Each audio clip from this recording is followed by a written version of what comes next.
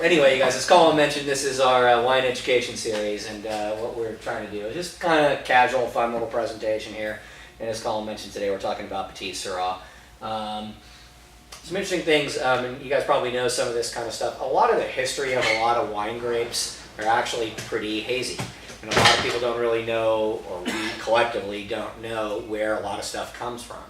So really, in the past 20 years or so, 15 years, UC Davis, as a leading institution, kind of leads the charge of genetic research into grape varietals, where they come from, and the lineage of each varietal. And so in the early 2000s, they took a look at Petite Sirah. And through DNA fingerprinting, basically, they determined that Petite Sirah is actually the offspring of a well-known grape and a not-so-well-known grape. The well-known grape being Syrah, the not-so-well-known grape being Pelarsen. Syrah, interestingly enough, there are a lot of theories that Syrah has actually been around for a really long time. There's actually a potential reference to what might be Syrah, what might be Pelarsen, might be something else, but a so-called dark grape that made deep, rich wine. This goes back to AD 77, so 1st century AD, by Pliny the Elder. And if we know who Pliny the Elder is from watching the He's my Discovery... spiritual advisor. Okay, there you go. Now you know how the dude offed himself, right? I don't know him all that well. All right, so this has nothing to do with Petite Sirah, but how Pliny the Elder came to his demise. So he was the mayor of a town across the lake from Vesuvius in Italy, and Vesuvius started to blow its lid. And so he was a curious guy and got a couple people to go in the boat. We need to see what's going on over there with the volcano in the town across the lake, and he never came back.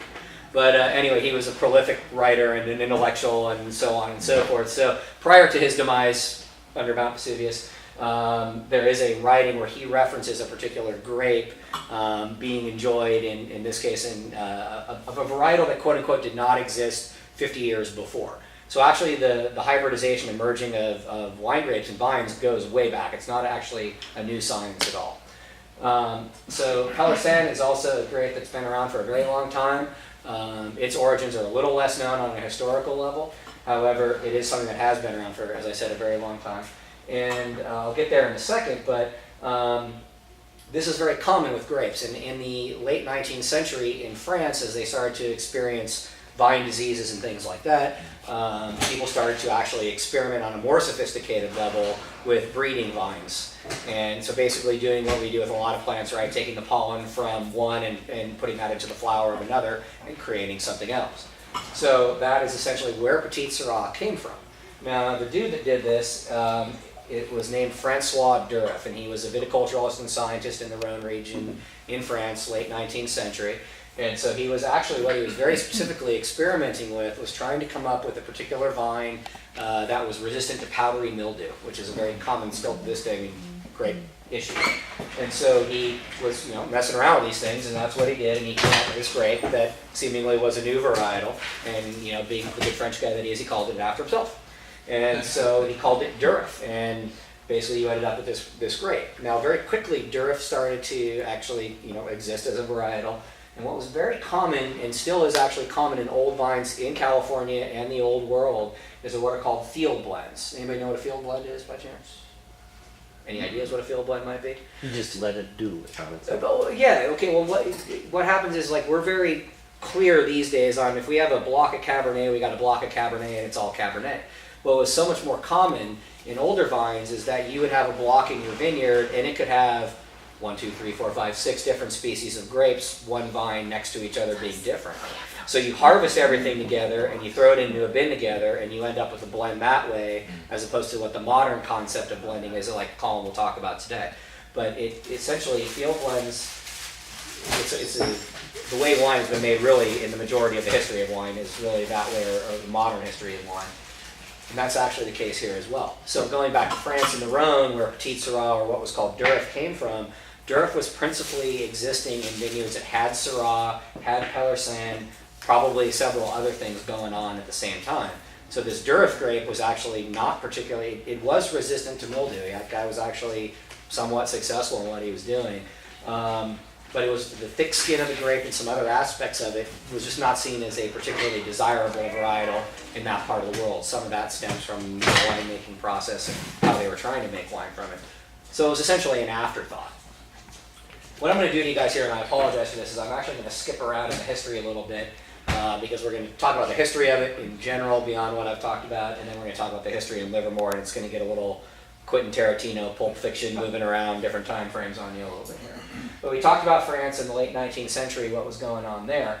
And the Livermore history is actually quintessential to what goes on with Petite Sirah / Durif, and I'll get to that in a minute, so I'm going to skip a little bit of the story. But in the 1940s, the first Durif wine that popped up was actually made by Larkmead down in the McDowell Valley, or up in the McDowell Valley, excuse me, in Mendocino, and then Louis Martini, and I believe that was actually going on in Napa. So that was the first non-sort of field blend. Well, it probably was still a field blend, but it was actually called Durif and tried to be a dedicated varietal that way. We've actually had 2 spikes in production in this past century, past 100 or so years, of Petite Sirah. And one I'll talk about now is that these Burgundy wines that we probably, those of us in the room that are old enough to remember the big Gallo jug Burgundy wines right in the 70s, there was a big spike in 1976 in Petite Sirah production, and that's because it was a major component in so-called Burgundy jug wines during that time. And I'll get to the other one in a minute. The California clearly have about 6,000 acres of Petite Sirah / Durif, which are essentially synonymous, as we were talking about here. And there's an advocacy organization called PS I Love You, which stands for Petite Sirah I Love You, that's kind of leading some of the charge of marketing the grape and putting on events and food pairings and these sorts of things, and also doing the research. So 6,000 acres is actually not the high water mark. The high water mark was in 1976 at that point. Actually, today, believe it or not, there's a lot of Petite Sirah because very little of it is actually still grown in France, where most of it is grown is here, and then in places like Argentina, which might be kind of obvious because of their major wine production, but also Brazil, which maybe is counterintuitive, but there's a bit of a wine industry going on there. It's thick-skinned, it likes heat, so it actually does pretty well there. And then Mexico's wine region, which is in Baja and across the peninsula from Baja principally, dry, hot. Petite Sirah is kind of the most common red going on there at the moment. So now we're going. What does 6,000 acres? It doesn't seem like that's a whole lot. I realize it's about almost a little over 9 square miles or so. But what does that convert to production-wise? It doesn't seem like it'd be all that much. It seems like you see Petite Sirahs all over. It's actually tiny in the grand scheme of things. Some of this is actually skewed because far and away the largest grape grown in the United States and California as well is Chardonnay. And nothing else is even close. We're talking about hundreds of thousands of acres. And the next number 2 on the depth chart, which is a distant number 2, is Cabernet Sauvignon. And then there's everything else. So Petite Sirah is probably in the top 10 or so, 12 varietals grown, but when you start to get to the bottom of that list, it is a fraction of the production. So really, Petite Sirah is not as, it is around a lot, but it's around a lot in places like this, which is a so-called boutique winery. It's small production kind of stuff. It is typically, where Petite Sirah has been used, and we'll jump into it now, where Petite Sirah has most commonly been used in the past few decades is as a blending grape, as it was in France and as it is now, right? It's 2 or 3% component in Cabernets and Napa all across the board, things like that. So really, it's not, as a single varietal, it's kind of experiencing a bit of a renaissance now. Enjoying, I should say, about a 16 to 17% market share growth every year for the past 3 years or so, which sounds like a lot, and for the varietal that it is a lot, but where it is on the totem pole of varietals, still a drop in the bucket. And if you go out of state and go to a wine shop, it's kind of funny actually, if you go out of state and go to a wine shop and look for a Petite Sirah, one of the few that you actually find is Concannon. Yeah. Right. Because it's actually not very widely grown anywhere else outside of here in this country. So it is still a underling, ugly stepchild kind of grape that has to shake the reputation of only being a blender and kind of come into its own. And that's sort of what it's doing here, and I'll use that to segue back to Livermore. The history of it in Livermore is really interesting. The history of Petite Sirah in this country centers in this part of the world. And there's a little bit of a debate going on about who was the first to bring over Petite Sirah, / let's not lose that Durif name in this process here. Some people credit the Linda Vista winery, which was one of the original wineries in Livermore, going back to the late 19th century, early 20th century, which did not survive Prohibition, of which only 3 did, of which only 2 are here today, Wente and Concannon. The owner of Linda Vista, by some accounts, was actually credited with bringing the first clippings of Durif over from France, from the Rhone, to plant here. And he was actually apparently associated with Mission San Jose de Guadalupe, which is the mission down in Fremont. Some would actually, there's a little bit of an argument there, as just sort of a tangent, about where the first actual wine grape growing went on in California. A pretty strong case can actually be made that the Mission San Jose and Fremont was actually the first wine production in the whole state. The other 2 places are either Santa Barbara or San Diego. San Diego might make a lot of sense because obviously it was the first mission established, and people coming up from Mexico bringing the grapes. To get there. Yeah, exactly. So, but Mission, regardless of which one was actually first, Mission San Jose quickly was actually one of the largest, if not the largest, wine producer in the middle of the 19th century. And basically, part of the lands that were given to the mission in Livermore, the Livermore Valley was actually owned, for lack of a better way to put it, by the mission in Fremont. And so that's where the grape cultivation around here began. So Petite Sirah is kind of, or Durif is kind of intertwined with that a little bit. What we do know is Concannon, beyond those clippings from Linda Vista, purportedly, as Durif, and as we mentioned, they're field blends, so what does that mean exactly? It could have been a little bit of a confusion and not pure. Concannon could have been in the same thing. However, Concannon actually, James Concannon went to France in 1904, bought clippings of various varietals to actually bring back here. One of them apparently was what they call Petite Sirah, not Durif, and there's a receipt on the wall in the office in Concannon from '04 that actually says Petite Sirah as one of the itemized list of what he brought back. Interestingly enough, so it was called, there was a name confusion going on back in France even.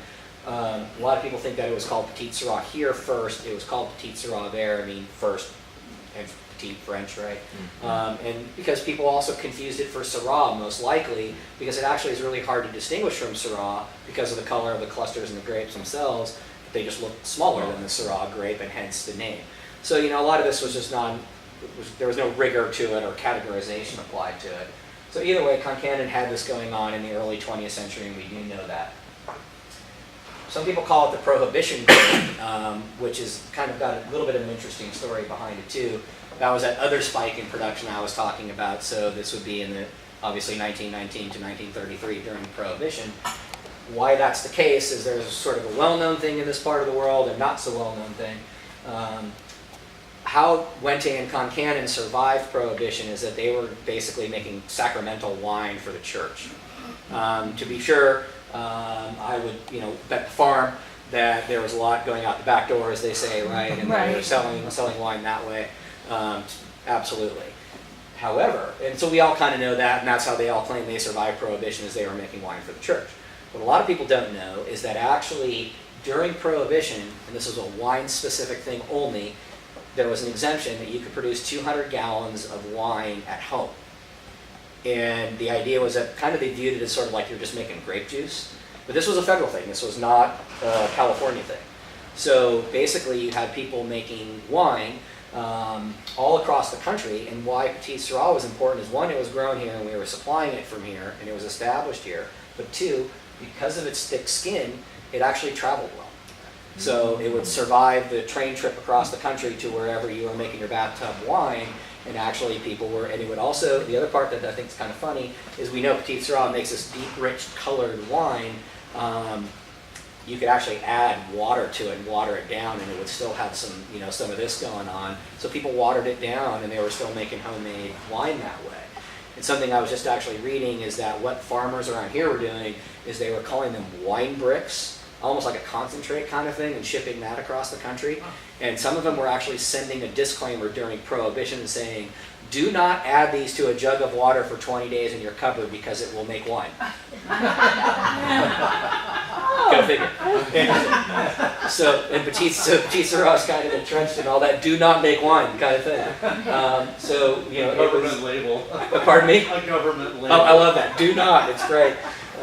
For 20 days. It's amazing. It's funny stuff. So Petite Sirah actually kind of made it through that part of the history and actually continued to survive and then thrive here. And then again, jumping ahead from the stuff I told you about in the 40s, Concannon in the 1960s, 61, actually put out the first labeled Petite Sirah, says Petite Sirah on the label, so on and so forth. So that's kind of how they lay claim to being the, the forefathers, if you will, of Petite Sirah. But it has been out since 61. And I go to the end here of my part, today in town. This is actually an old vine from this is right behind the actual tasting room of Concannon, and it's one of their old vine Petite Sirahs. And actually what's worth kind of mentioning is that a lot of you guys probably know this too, that Zinfandel has a well-established history in this state, and how it does very well in the heat as well, as we know. And it was actually grown in the Sierra foothills, and principally grown in the Sierra foothills because it actually supplied wine to miners. Well after the gold rush, of course, but this is, they're obviously mining well into the 20th century in the Sierra, and so Zinfandel was actually grown there, and that was the Weiner mine. But Petite Sirah was right along with it, and Petite Sirah blends really well with Zinfandel. So a lot of those original, minor wines during that time were actually blends of Zinfandel and Petite Sirah. The result, though, of what we kind of care about is that some of the oldest vines in California are Petite Sirah vines and Zinfandel vines because they've been here the longest, been established, and haven't been ripped out like certain other varietals have been. Semillon is a good example here in Livermore. So, we do actually have a lot of old vine, and still a lot of them exist. A lot of the original Petite Sirah vineyards in Napa, for example, those little ones that are still remaining, are field blends, like I talked about. The Concannon one, I believe, is probably still a field blend as well. But what we've moved into today is a more sophisticated, modern winemaking kind of thing. So the Petite Sirah, for example, that we have here, that Colin will talk about in a second, those vines actually come from a nursery where they are genetically verified to be Petite Sirah. So you don't have the field blend, they are true genetic varietals of Petite Sirah or Durif, which is basically the same thing. They are the same thing. And that's kind of where we're at today. So the Petite Sirah now that's made is a single varietal wine that is what it is. And then the modern aspects of winemaking Petite Sirah and the type of varietal that it's become is really being driven by what's going on in this part of the world, not in the old world.